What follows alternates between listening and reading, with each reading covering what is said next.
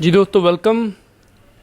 ये वीडियो जो है हिंदी में होने जा रही है। हिंदी में इसलिए होने जा रही है ताकि जो मेन ये वीडियो पहुंचानी है जिन लोगों तक, वो ज़्यादातर पंजाब के बाहर से हैं, जो हिंदी स्पीकिंग स्टेट्स हैं उनमें से हैं, और उन तक रियलिटी नहीं पहुंच रही है। उनको सोशल मीडिया के द्वारा और जो हमारी गोदी मीडिया है उसके द्वारा जो है रॉन्ग इन्फॉर्मेशन प्रोवाइड की जा रही है।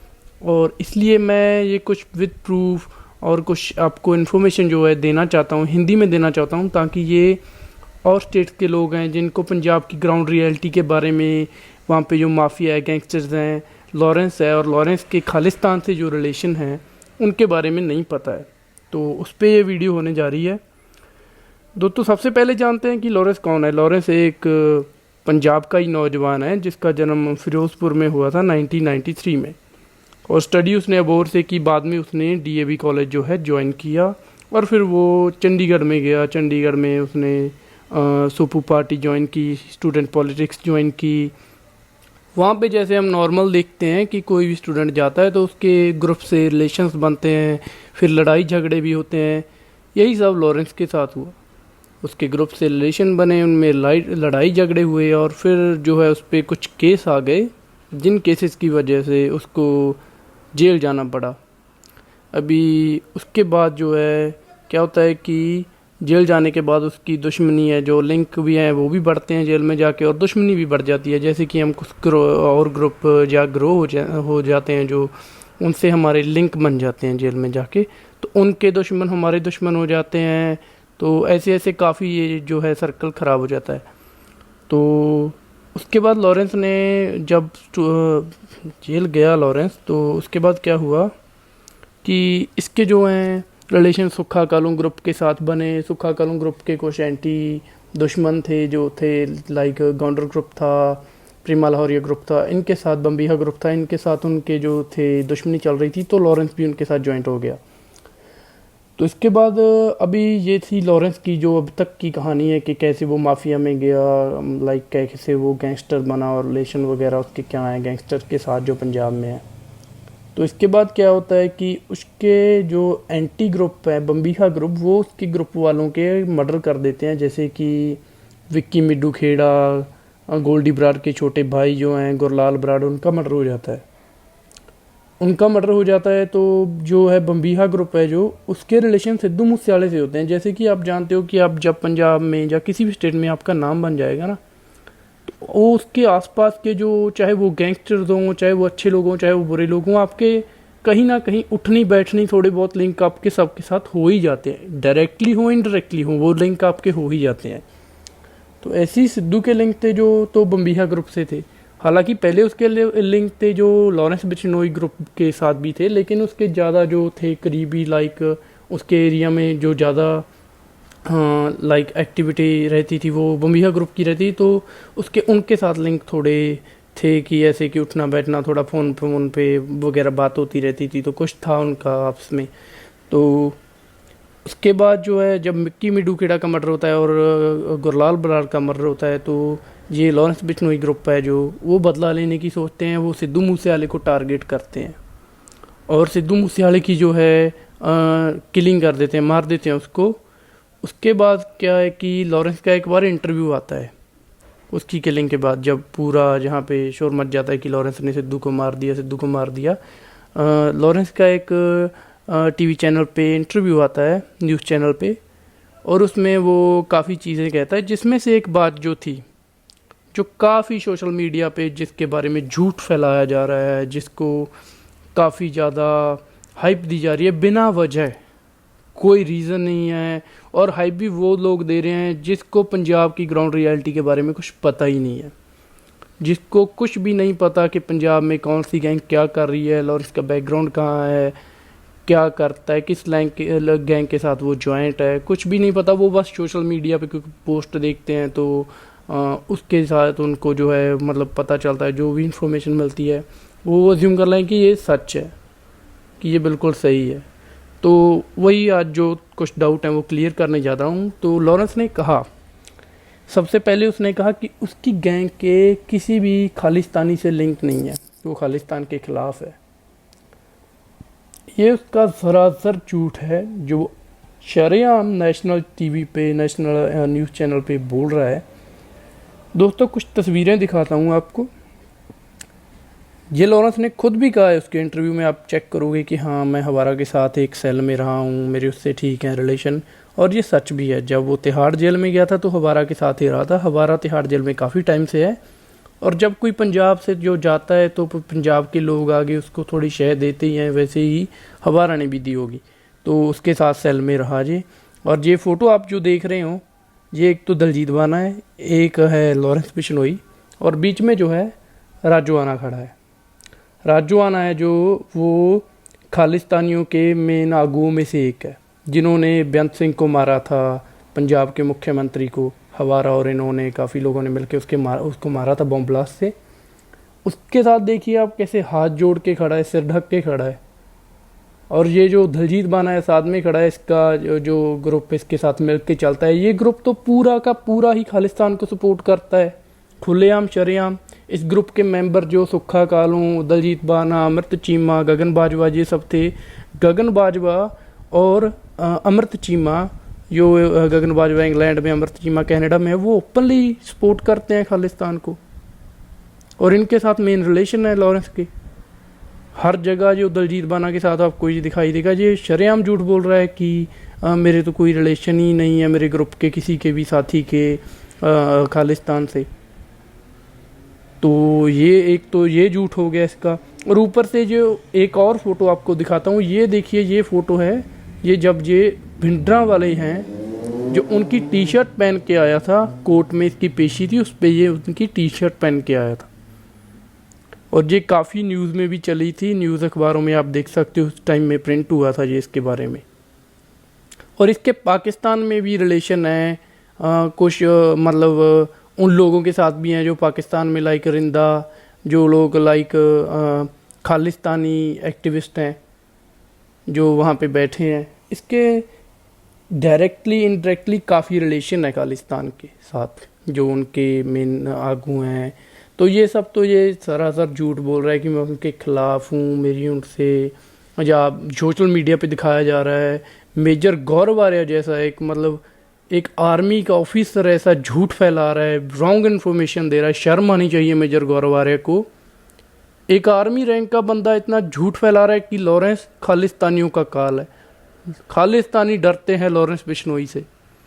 लॉरेंस एक नॉर्मल गैंगस्टर है, जैसे पंजाब में गैंगस्टर होते हैं। आप पंजाब हरियाणा की दोनों स्टेटों में देखोगे या यूपी में देखोगे तो आपको बहुत सारे ऐसे गैंगस्टर मिल जाएंगे जिन्होंने बहुत बहुत बड़े कांड किए हैं। तो उन्हीं के जैसा ये है लॉरेंस बिश्नोई। तो आप इसको बिना वजह हाइप दे रहे हो। एक आर्मी का बंदा एक गैंगस्टर को हाइप दे रहा है, ये अच्छी बात नहीं है। और वो भी रॉन्ग इन्फॉर्मेशन के साथ कि ये खालिस्तानी, इनका ये खालिस्तानियों का काल है, ये इससे डरते हैं। अरे लॉरेंस तो एक आजकल का लड़का है जो गैंगस्टर है, जो भड़का हुआ है थोड़ा। और खालिस्तान एक पूरी कम्युनिटी है जो वो अपना अलग देश मांग रही है, वो है। तो ठीक है लॉरेंस। और वैसे भी पंजाब के काफ़ी जो सिख भाई भी हैं वो खालिस्तान नहीं चाहते कि देश अलग हो। लॉरेंस भी उनमें से एक है, पंजाब का ही लड़का है जो चाहता है कि ना हो हमारा देश अलग हो। मैं भी यही चाहता हूँ कि देश अलग ना हो। कोई भी नहीं चाहेगा कि देश के टुकड़े हों।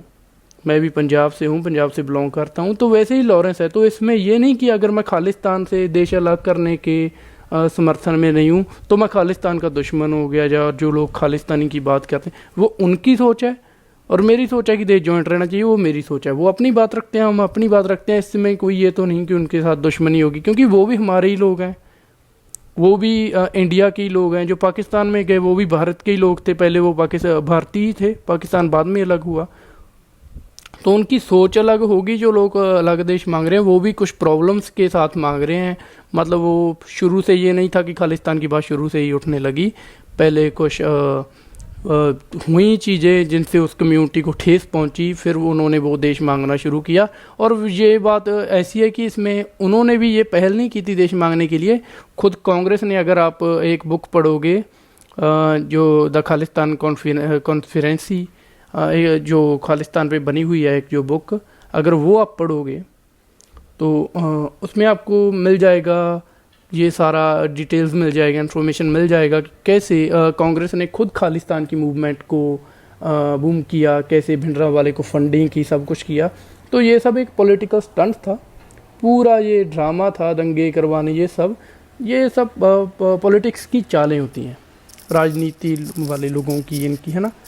तो ये कोई ऐसा नहीं था कि शुरू से लोग खालिस्तान मांग रहे थे, या वो चलो उनकी सोच बन गई या बना दी गई जानबूझ के बाद में उस पर पॉलिटिक्स कर सकें लोग, उसके ज़रिए वोटें मिले हमको, या देश में इश्यूज़ बने रहें जिसके ऊपर हम राजनीति कर सकें बाद में।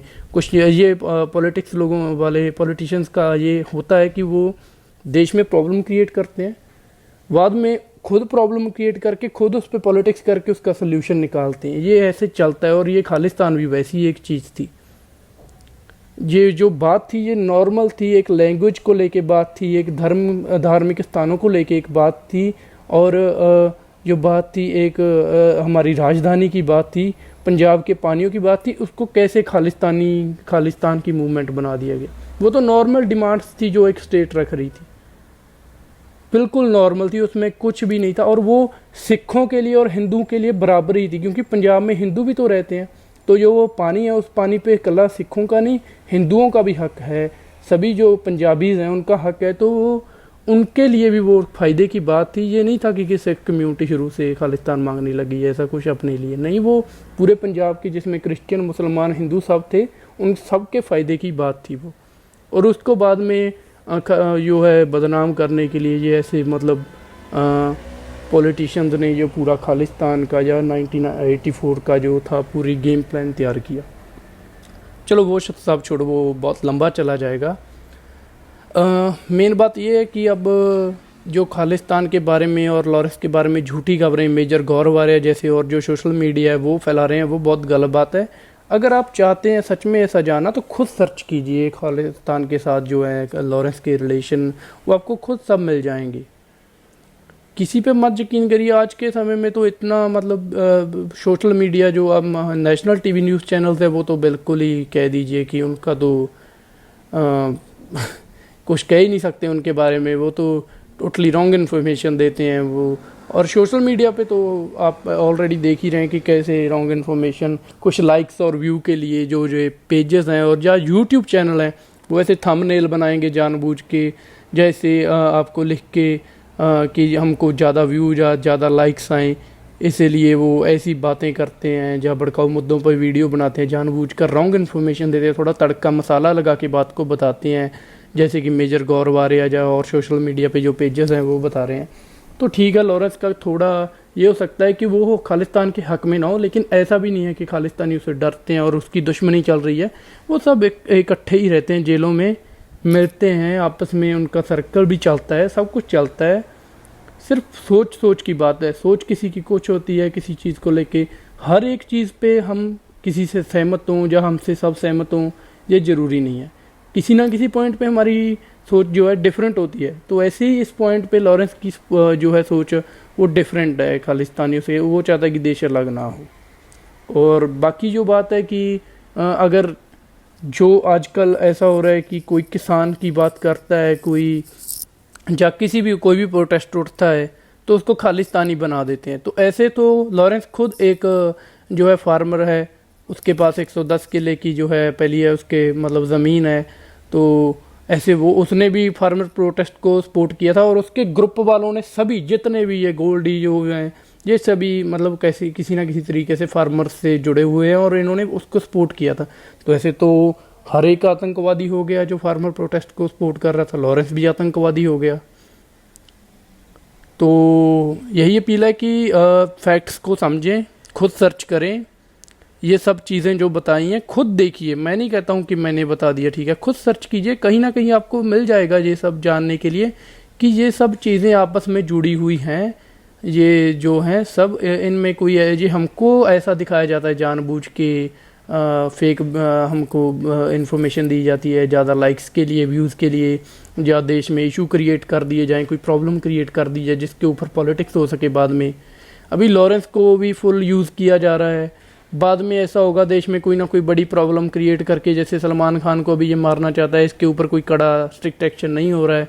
शायद ये इन फ्यूचर, क्योंकि वो एक नॉर्मल लाइक है ना, कोई गैंगस्टर तो वो है नहीं, तो कहीं ना कहीं वो अपनी शूटिंग वगैरह करेगा या अपने फार्म हाउस अपनी फैमिली के साथ कहीं भी होगा। ये लोग जैसे ये तो छुप के रहते हैं, गैंगस्टर सब या छुप के रहते हैं, या पुलिस की जैसे लॉरेंस रहता है पूरी टाइट कस्टडी में या प्रोटेक्शन में रहते हैं, और बाहर अंदर आते जाते नहीं है कुछ खास। तो ऐसे में तो वो अगर कभी शूटिंग या अपने कहीं होगा फैमिली के साथ टाइम स्पेंड कर रहा होगा तो ये उसको टारगेट करके शायद मार भी दें। लेकिन उसके बाद हम लॉरेंस बिश्नोई का क्या होगा वो हम सबको पता है, जो ऑलवेज पॉलिटिशियन करते हैं। ये जो जवान लोग हैं, ये जो होते हैं ना जवान लोग, ये मरने के लिए ही पैदा होते हैं पॉलिटिशियन के लिए। जो गुंडे होते हैं, आखिर में पॉलिटिशियंस ने क्या करना है, इनको यूज़ करके मार ही देना है। इसका भी तय है कि लॉरेंस बिश्नोई के साथ भी ऐसा ही होगा। इन फ्यूचर में हो सकता है कि पहले इसको यूज़ करेंगे, कोई इशू क्रिएट कर देंगे, बाद में उस बड़े सारे इशू को जब वो नेशनल मीडिया पे चलेगा या कुछ भी होगा, उसको शांत करने के लिए, अपना नाम बनाने के लिए क्या उसको मरवा देंगे। ये पॉलिटिक्स एक ऐसा खेल है जो बूढ़े लोग जवानों की लाशों के ऊपर खेलते हैं।